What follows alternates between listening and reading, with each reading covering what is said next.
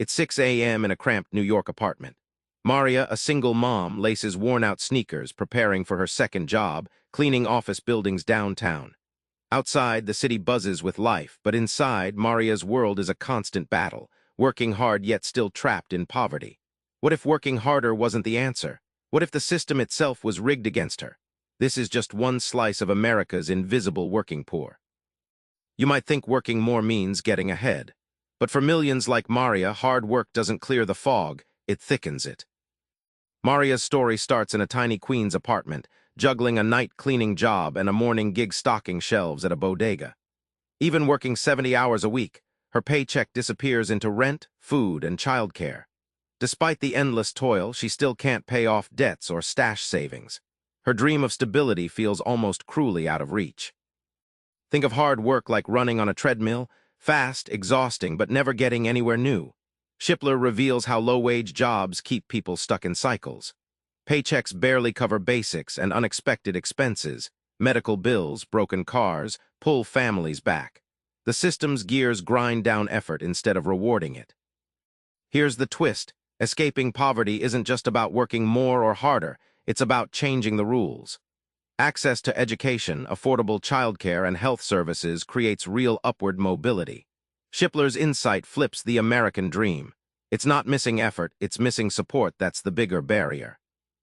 Poor families are tangled in fragile supports, government programs that barely catch them before they fall deeper. David Shipler introduces us to James from Ohio, who lost his job and relies on temporary assistance for needy families. But the aid lasts only a few months and comes with strict rules.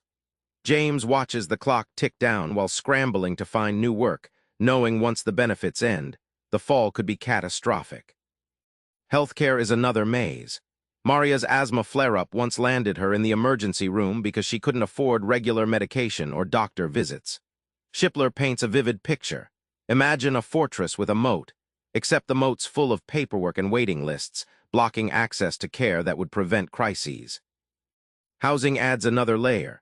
Families live in dilapidated buildings with mold and pests, paying sky-high rents because affordable options are scarce. Shipler describes how a single eviction can topple months of balance, creating a domino effect from homelessness to job loss and fractured families. Poverty isn't just about money. It's also about lifelong patterns, often invisible but devastatingly persistent. Shipler tells us about the Lopez family in California, where children face neglect and abuse, not out of malice, but exhaustion and despair. That trauma seeps into school struggles and behavioral problems, perpetuating a harsh reality. It's a cycle no amount of hard work by parents alone can break. Next comes substance abuse, often a dark response to relentless stress and lack of hope. In Detroit, James finds his brother caught in addiction, a common thread among Shipler's portraits. Addiction isn't a moral failure here. It's a symptom of layered poverty and pain trapping whole families. The payoff? Shipler emphasizes that breaking these patterns takes community, mental health services, and systemic change. Willpower alone, so often romanticized, isn't enough. We must recognize poverty's social and psychological tendrils if we want real transformation. Remember Maria from that cramped apartment. Her endless hustle reflects a harsh truth. Hard work alone can't break the chains of poverty. To truly help, we need to build bridges, affordable healthcare, stable housing, and real community supports. Next time you pass someone working a job like Maria's, try this. Imagine their fight and advocate for systems that actually lift them up. Subscribe for more book summaries like this one.